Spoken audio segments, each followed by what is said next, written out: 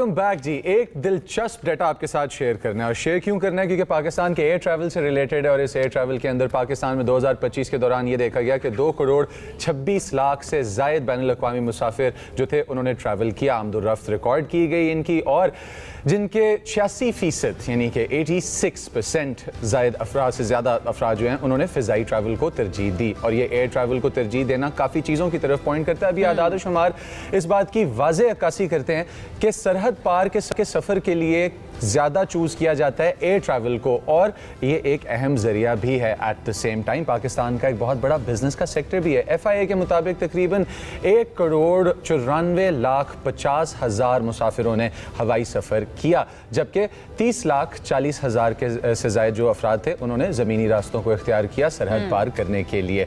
अब हमारे साथ एक एविएशन एक्सपर्ट भी मौजूद हैं, और हमारे साथ एक और पर्सनैलिटी जिनको भी हम थोड़ी देर बाद डिस्क्लोज करेंगे वो भी मौजूद हैं। ताहिर मियाँ साहब एविएशन एक्सपर्ट हमारे साथ मौजूद हैं, जो हमारे शो पे एक रेगुलर भी हैं। अभी इनके साथ बड़ी मजे की गपशप भी चल रही थी जब हम लोग ब्रेक पे थे।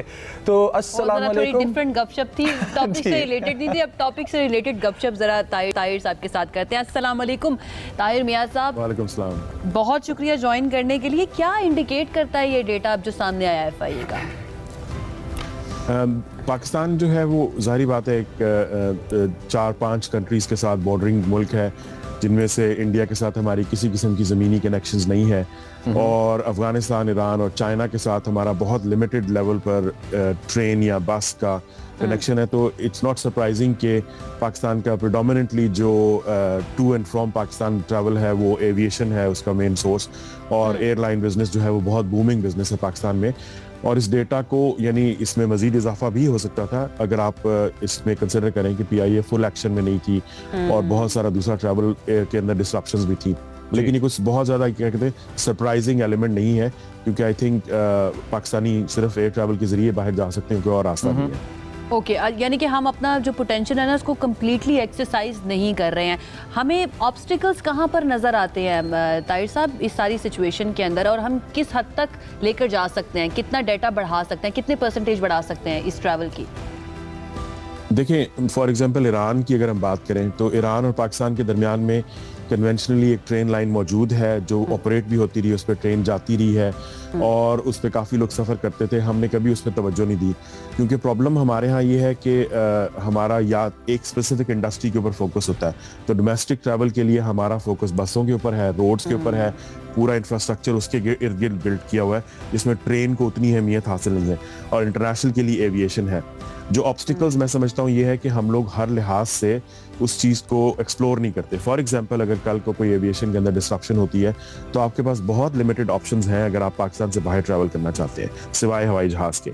इसी तरह अगर अब दूसरा चैलेंज जो देखें तो पिछले 1 साल के अंदर जो इस रिपोर्ट के अंदर उसको मेंशन नहीं किया गया, वो फेडरल इन्वेस्टिगेशन एजेंसी जो है FIA जो है उसकी तरफ से हैवी हैंडेडनेस है, जिसने बहुत सारे लोगों को ट्रैवल करने से रोका। एक पूरा माफिया उसके अंदर एग्जिस्ट करता है जो लोगों से पैसे लेता है, जो लोगों से बेसिकली उनको ऑफलोड करके पैसे कमा के उनको फिर भिजवाया जाता है। जेन्युइन वीज़ा के साथ लोग जाने वाले जो हैं उनको उतारा जाता है।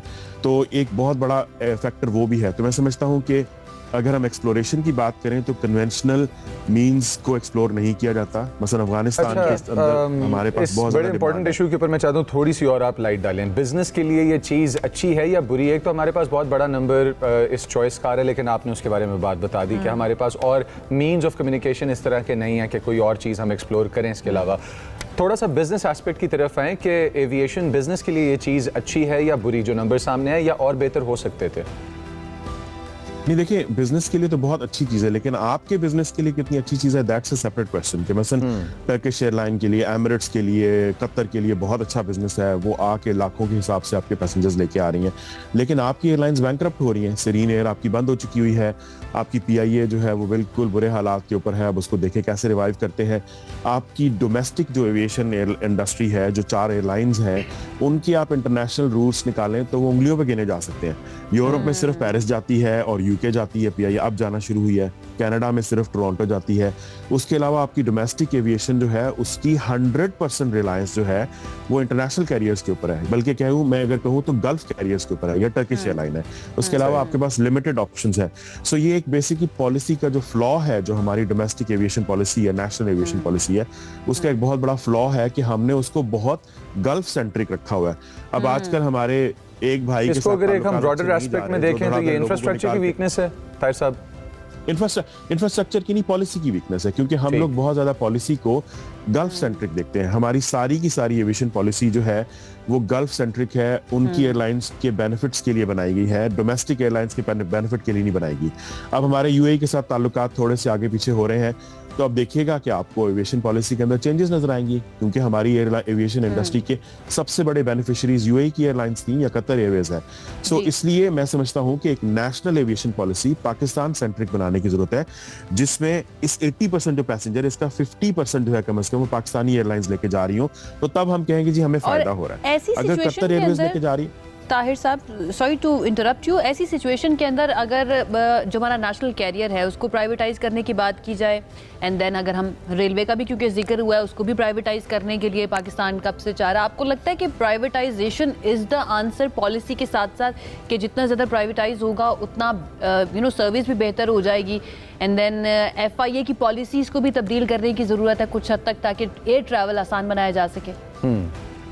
देखिए बिल्कुल मैं समझता हूँ कि पॉलिसी को चेंज करने की ज़रूरत है। पाकिस्तान की जो एविएशन पॉलिसी है उसको मॉडर्नाइज करने की ज़रूरत है। दूसरे नंबर पे मैं समझता हूँ कि उसको, मैं हमेशा कहता हूँ कि उसको पाकिस्तान सेंट्रिक करने की ज़रूरत है। देखें, आपकी जो एयरलाइंस हैं उनको फ़ायदा अगर नहीं हो रहा और दूसरे फ़ायदा लेके जा रहे हैं, तो फिर आप बुनियादी तौर पर लोकल जो मार्केट है उसको नुकसान पहुंचा रहे हैं। दूसरे नंबर पे मैं समझता हूँ कि हैवी इन्वेस्टमेंट की ज़रूरत है हमारे रेल लिंक्स के लिए। जो ईरान के साथ हमारा रेल लिंक है, अफगानिस्तान के साथ एयर लिंक डेवलप हो सकता है, इंडिया के साथ यानी ट्रैवल को एक्सप्लोर करने की जरूरत है। बेशक ताल्लुकात जैसे भी हैं, यानी कि उसके अंदर एक्सप्लोरेशन, चाइना के साथ जो है वो ट्रैवल टूरिज्म के पॉइंट ऑफ व्यू से बहुत काम होने वाला है। चाइना के साथ पाकिस्तान की तमाम एयर ट्रैवल चाइनीज एयरलाइंस करती है, PIA भी नहीं जाती वहां पे, पहले बीजिंग जाती थी, वो भी नहीं जाती। सो आप 100% जो है वो इंटरनेशनल जो सेक्टर्स है उनके ऊपर रिलायंट है। और आखिर में आपने बात की FIA की, देखिए मैं ये समझता हूँ कि अगर किसी के पास वैलिड वीजा है और उसके पास डॉक्यूमेंट्स है, किसी को इजाजत नहीं होनी चाहिए एक अहलकार को कि वो आपको जहाज से उतार ले, अनलेस कि आपके खिलाफ कोई FIR है या आपका नाम किसी लिस्ट के अंदर है। अब यहाँ पे होता ही है कि वो आपको उतार लेते हैं और शाम को आपको कॉल आती है कि जी जाना है तो 1.5 लाख रुपए हमारे फलाने अकाउंट में भिजवा दो। मेरे पास ऐसी हंड्रेड्स ऑफ एग्जांपल्स मौजूद ये हैं। हो रहा है और बिल्कुल हो रहा God. है। मेरे Oh अपने my कजन God. के साथ, मेरे अपने कजन के साथ मलेशिया शादी पे जा रहा था, उसको उतार लिया, शाम को कॉल आई कि जी 2.5 लाख रुपया दे दो, हम तुम्हें चढ़ा देते हैं। और बहुत सारे यानी ये लाहौर एयरपोर्ट पे इस हद तक रैम्पेंट है कि इसके बाकायदा लोगों के, यानी जिस एक बंदे को जिसको मैं इन्वेस्टिगेट कर रहा हूँ, वो पिछले 2 सालों के अंदर करोड़पति बन चुका हुआ है। यानी उसकी बहन भाइयों के बैंक अकाउंट्स, प्रॉपर्टीज जो है बन चुकी हैं। और इसके बड़ा ऊपर इंपॉर्टेंट है कि आपने बहुत अच्छी बात की, आपने इसको मेंशन कर दिया हमारे सेगमेंट के अंदर। न्यूज़ से आपको ये न्यूज़ मिल रही है और ताहिर मियां आपको ये न्यूज़ दे रहे हैं। जी जी कह दीजिए। मैं सिर्फ ये कह रहा हूँ कि देखिए, जो वजीर यानी कि जो क्या नाम है, जो इंटीरियर मिनिस्टर है, एयरपोर्ट पे जाके लड़के से पूछ के, अच्छा भाई तुझे क्यों उतार दिया, तुझे मैं चढ़ा देता हूँ, ये आपका काम नहीं है। सॉरी, आपका काम है कि आप इन कल्प्रिट्स को देखें जो उसको रोक क्यों रहे हैं, अगर नाजायज वजह से रोक रहे हैं। यानी वजीर का काम नहीं है कि जाके लोगों को चढ़ाए जहाजों पे, जहाजों को चढ़ने पे लोगों को खुद होनी चाहिए, उनके पास डॉक्यूमेंट्स, उनको जाना चाहिए। ताहिर साहब थैंक यू सो मच हमें ज्वाइन करने के लिए। बड़े इंपॉर्टेंट पॉइंट ने रेज किए हैं कि एक तो हमारा जो एविएशन इंडस्ट्री है अनएक्सप्लोर्ड है बहुत हद तक, बहुत पोटेंशियल मौजूद है, इसको पॉलिसीज मजीद बेहतर करके, इंफ्रास्ट्रक्चर को बेहतर करके पाकिस्तान की मईशत के अंदर कंट्रीब्यूट किया जा सकता है। इसके लिए बहुत ज्यादा जरूरी है। तो ताहिर मियां साहब हमारे साथ मौजूद है, एविएशन एक्सपर्ट।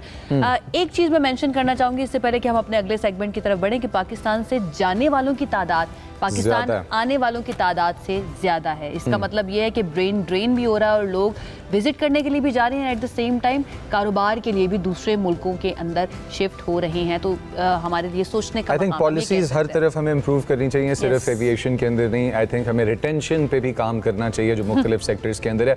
अच्छा,